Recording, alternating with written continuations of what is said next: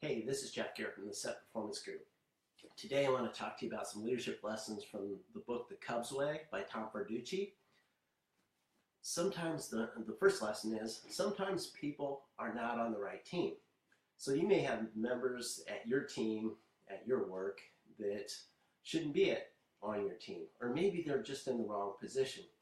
And then there may be people at other companies that should be on your team. I'm going to give you a couple examples from The Cubs Way. Number one example is Jake Arrieta. Jake was drafted out of TCU in the 5th round by the Baltimore Orioles. He had 4 different pitching coaches in 4 years, in the 4 years he was up in the majors with the Orioles. And he had a whopping record of 6-11 with a 5.09 ERA, which isn't very good if you know baseball. And then he was actually demoted to the minor leagues, and he was actually thinking about giving up baseball when the Cubs came around. And the Cubs picked up Jake in 2013, and he goes on with the Cubs, and in 2015 he wins the Cy Young Award. In 2016, which we know is the year that the Cubs won the World Series, he was actually 22-6 in regular season play. So a heck of a turnaround in a short amount of time. One of the things that the Orioles did is they made it so Jake couldn't throw his favorite pitch. His favorite pitch was, and best pitch was the cutter. The Orioles organization actually disallowed the cutter to be thrown.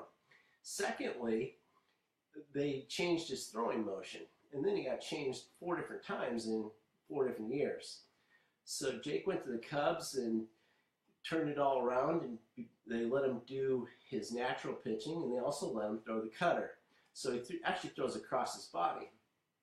So with your people on your team, aren't they in the right positions? Are you allowing them to be natural? Are they in their strengths? Another example would be Mike Montgomery. Mike was drafted in the 1st round out of high school by the Kansas City Royals. He'd been on 4 teams in 5 years. He was in Seattle when the Cubs picked him up. He had a whopping record of 7-10. Again, not very good from not a stellar pitcher for a record. But Mike, they saw different things in him being the Cubs. And what they saw is, number one, he's a reliever here at Seattle. We see him as a starter. And then the other thing that they did too, the Cubs noticed that, hey, when this guy throws a curveball, not too many people hit the ball. In fact, in the last year he's with Seattle, all the curveballs he threw, there were no hits against his curveball.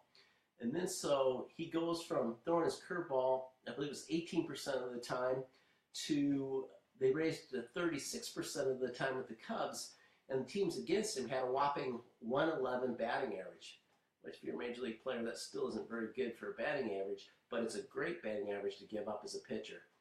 So lesson number 2 in this is it takes a great coach.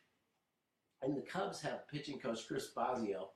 What Chris saw, like in Jake Arrieta, he saw, well, the guy throws across his body. That's his natural style.